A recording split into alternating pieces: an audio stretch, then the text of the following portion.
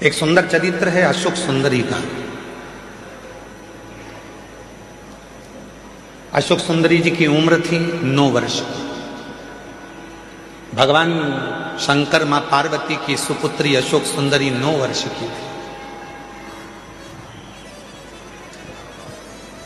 काशी में भ्रमण कर रही थी क्योंकि काशी उनको प्रिय था।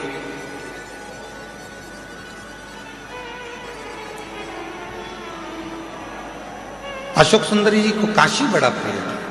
काशी में रह रही थी, काशी में भ्रमण कर रही थी और भ्रमण करते करते काशी की धरा पर अशोक सुंदरी एक दिन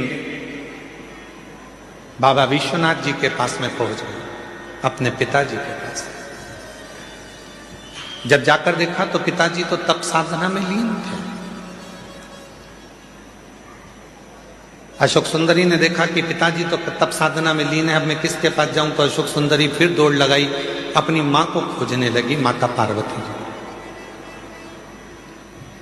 उस समय पर मां जगतजननी जगदम्बा अंबा माता पार्वती मैया असुरों का संहार करने के लिए गई। मां जगतजननी को ढूंढ, पार्वती जी मिलती नहीं।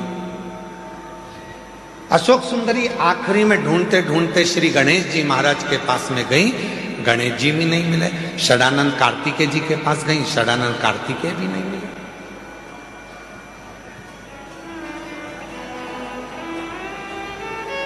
बहुत ढूंढा अशोक सुंदरी जी ने, ना पिताजी मिल रहे हैं, ना मां मिल रही है, ना गणेश जी मिल रहे हैं, ना कार्तिकेय जी मिल रहे हैं। आखिरी में अशोक सुंदरी एक स्थान पर एक वृक्ष के नीचे बैठ गई, मौन होकर। और जो बात हमने आपसे पहले भी कही, आज फिर कहते हैं, जब तुम्हारे मन में अशांति उत्पन्न हो, जब तुम्हारे मन के अंदर बहुत ज्यादा टेंशन हो, अशांति हो, चिंता हो, डिप्रेशन हो, कहीं मत जाओ।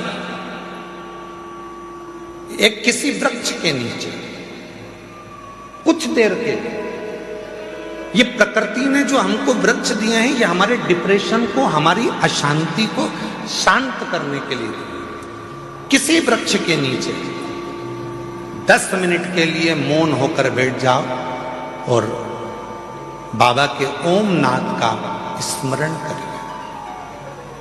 ओम नाद का स्मरण।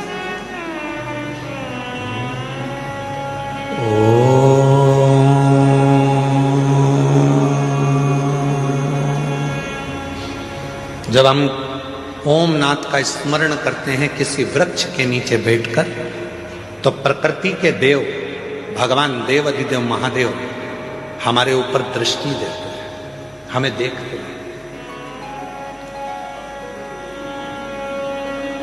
शिव महापुराण की कथा में लिखा है, गर्ग संहिता में लिखा है, पद्म पुराण में लिखा है, नर्मदा पुराण में लिखा है, स्कंद पुराण के रेवा खंड में लिखा है, जो पुण्य नदी के तट पर भजन करने में मिलता है, जो पुण्य तीर्थ में जाकर भजन करने में मिलता है, जो पुण्य घर से बाहर निकलकर भजन करने में मिलता है, वो पुण्य एक वृक्ष के नीचे बैठकर ओम का नाद करने से तुरंत प्राप्त हो जाए।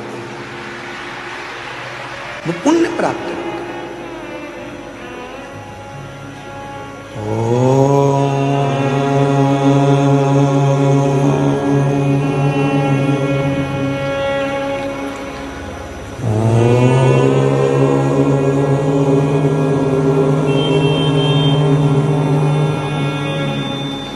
एक नाद शिव से मिलने का। आप भी एक बार उच्चारण करिए, अपने नेत्र को धीरे धीरे बंद कर कर, पीठ को एकदम सीधा कर कर,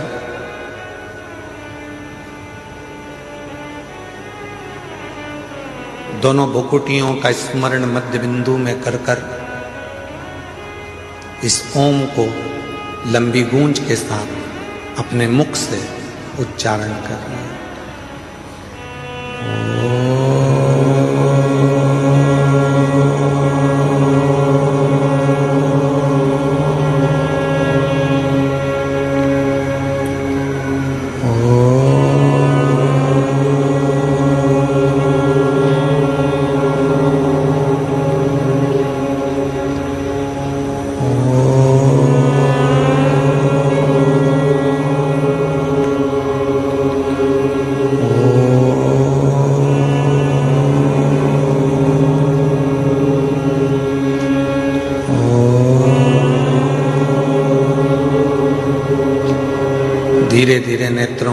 लिए